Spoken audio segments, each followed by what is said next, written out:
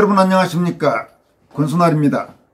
윤석열 정부 집권 여당인 국민의힘이 수많은 문제가 드러나고 있는 선관위에 대한 본격적인 개혁 움직임을 보이고 있습니다. 당대표가 직접 선관위 개혁을 언급했고 대변인들도 잇따라 선관위를 강도 높게 질타하는 논평을 발표하고 있습니다. 국민의힘은 중앙선관위 박찬진 사무총장과 송봉섭 사무차장의 자녀가 선관위 공무원으로 채용된 것을 지적하면서 선관위에 대한 대대적인 개혁이 시급하다고 강조했습니다.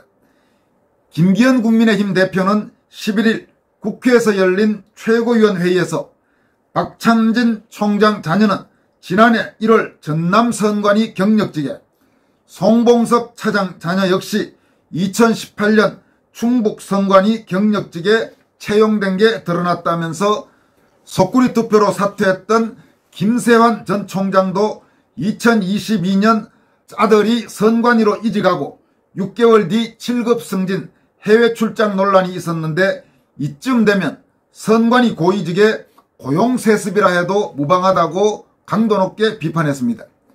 김기현 대표는 민노총에만 있는 줄 알았던 고용세습이 국민 세금으로 운영되는 가장 공정하고 투명해야 하는 선거관리 조직 고위직에서 버젓이 벌어진 데 경악을 금할 수 없다면서 철저한 조사가 성역 없이 이루어져야 하며 관계 당사자들은 엄중한 법적 책임과 도의적 책임을 져야 한다고 강조했습니다.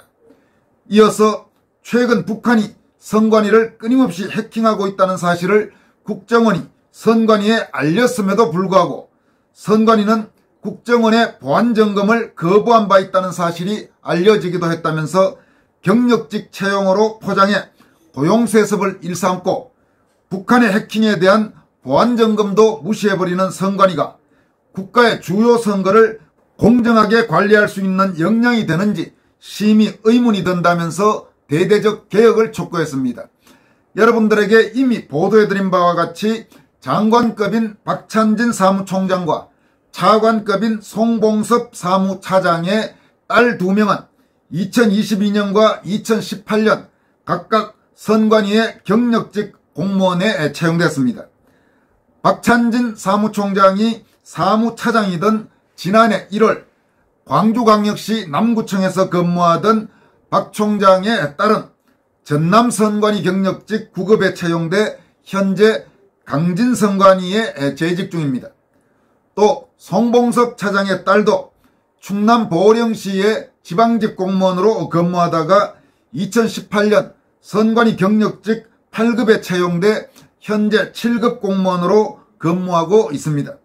당시 지원자는 2명이었고 합격자도 2명이었던 것으로 알려지고 있습니다.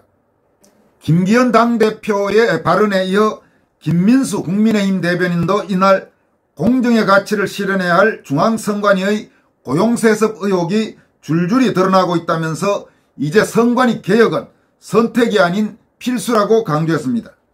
김민수 대변인은 논평을 통해 우리 사회에서 공정을 외치며 숨어서는 정작 불의를 자행해왔던 사람과 조직들이 속속 드러나고 있다면서 민노총 고용세습에 이어서 이번엔 공정의 가치를 실현해야 할 중앙선관위의 고용세습 의혹이 줄줄이 드러나고 있다고 지적했습니다. 김 대변인은 조국의 아빠 찬사로 경종을 울린 듯 했으나 반칙과 특권은 여전히 대한민국의 암세포처럼 여러 조직에서 여러 형태로 나타나고 있다면서 일자리 전쟁의 시대에 정작 순혈주의를 장착한 특권층은 고용세습에 여념이 없는 것인가, 청년들 가슴에는 박탈감뿐이다라고 강조했습니다. 그는 이어서 선관위가 제 아무리 국정원의 보안점검과 감사원의 감사조차 거부하는 무소불위 치외법권 행태를 보일지라도 국민 위에 설 수는 없다고 덧붙였습니다. 그는 또 국민 모두가 반칙과 특권이 횡행하는 사회에 격노한다면서 이런 반칙과 특권을 바로잡는 것을 최우선 과제로 삼는 것에 이견이 있을 수 없으며 예외가 있을 수도 없다고 강조했습니다. 김민수 대변인은 선관위는 법에 따라 채용이 이루어졌다는 뻔뻔한 대답 뒤에 국민을 납득시킬 어떤 해명도 하지 않는 오만함을 보이고 있다면서 선관위 고용세습 의혹에 대한 진실은 국민 앞에 명명백백 밝혀져야 할 것이라고 강조했습니다. 김 대변인은 노태학 중앙선관위원장은 이에 대한 모든 책임을 지고 진실을 밝힐 것을 촉구한다면서 이번 고용세습 의혹조차 어물쩍 넘긴다면 선관위부터 개혁해야 한다는 국민의 목소리는 더욱 커질 것이라고 경고했습니다. 이번 특혜 채용 의혹, 고용세습 의혹과 관련해 선관위 측은 계속해서 채용 과정은 법과 원칙에 따라 투명하고 공정하게 진행했다면서 아버지들이 영향을 미친 건 전혀 없다고 주장하고 있습니다. 그러나 선관위의 이 같은 해명을 액면 그대로 믿을 국민이 도대체 몇 명이 있겠습니까?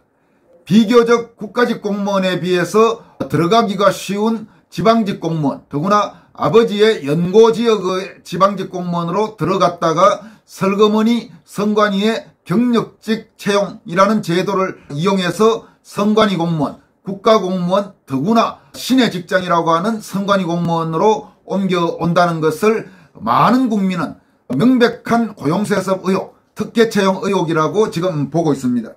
이와 관련해 유상범 국민의힘 수석대변인이 전날 논평에서 과연 국민께서도 선관위 사무총장과 사무차장의 자녀가 연이어 선관위 경력직에 채용이 된 것을 공정하다고 생각할 수 있을지 의문이라면서 만약 일반 회사라면 아버지가 임원으로 있는 회사에 경력직으로 채용된 것이나 마찬가지인데 이를 두고 문제없다고 할 수 있겠는가라고 질타한 바가 있습니다.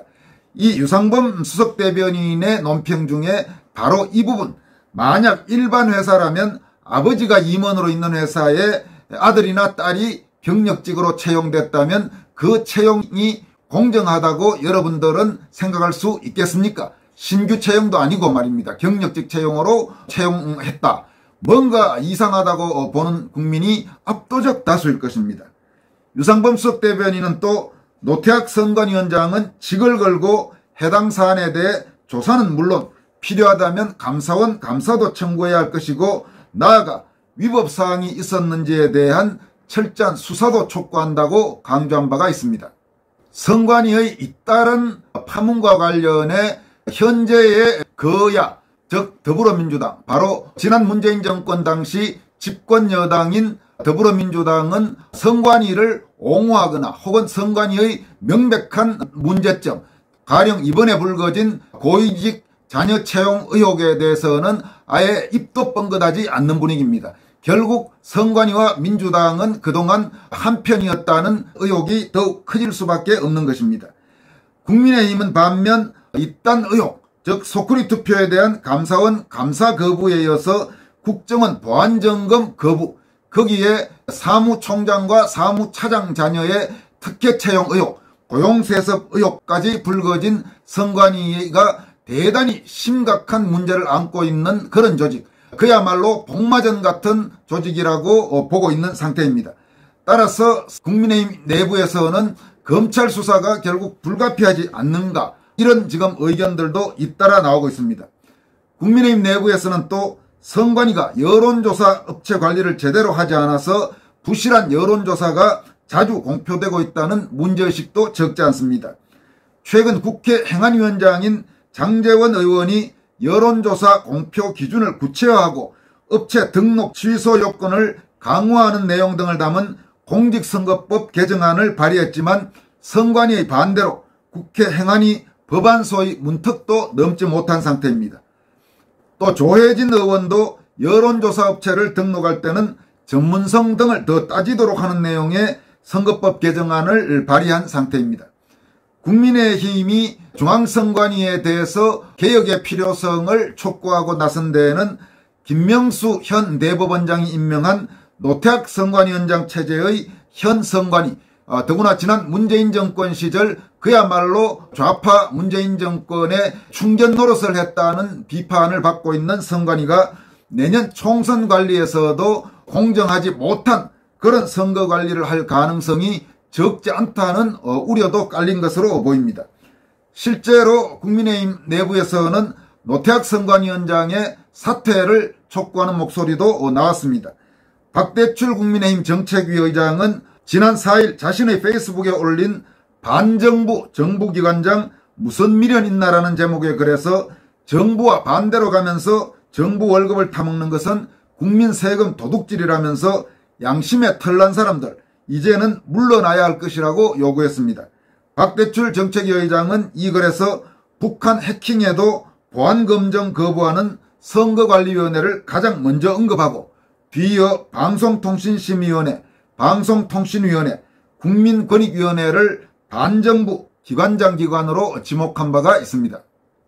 이어서 선관위 파문과 관련해서 시민일보의 과성주필이 쓴 선관위 이대로 둘 수 없다라는 제목의 칼럼을 여러분들에게 소개해드리도록 하겠습니다.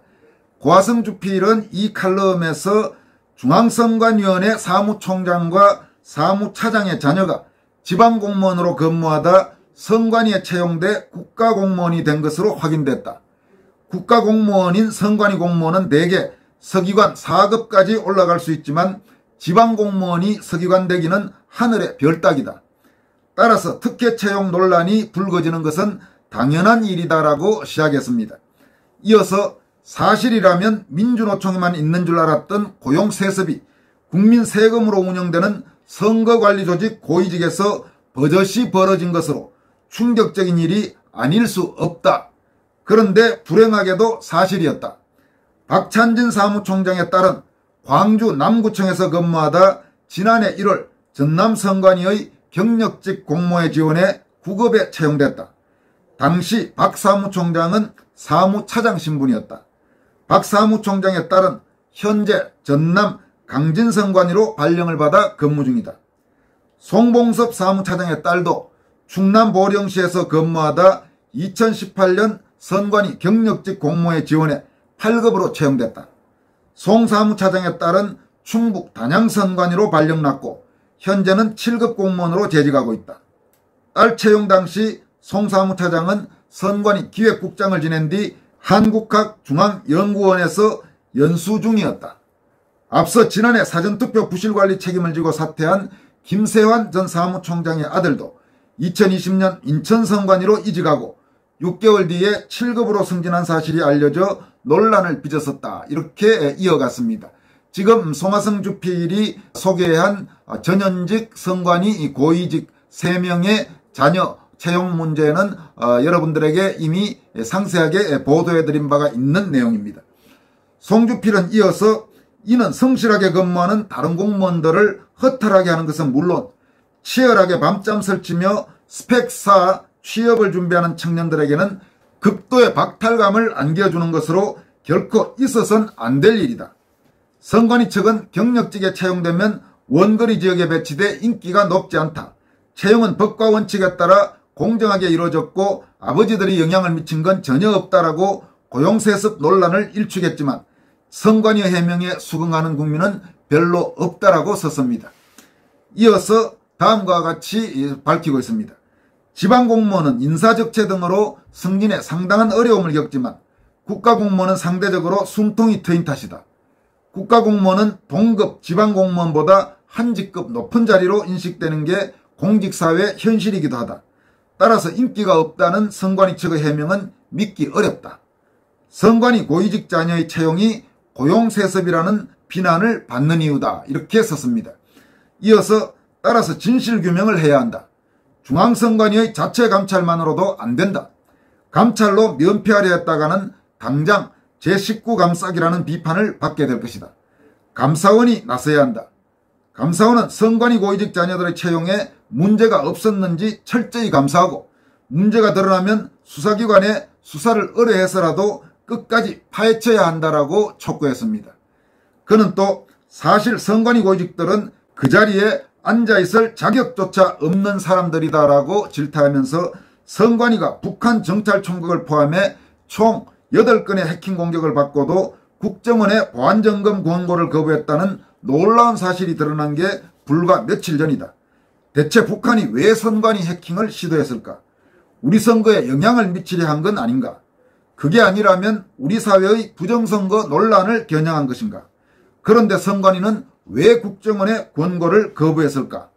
정말 숱한 의문이 머릿속을 맴돈다라고 밝혔습니다.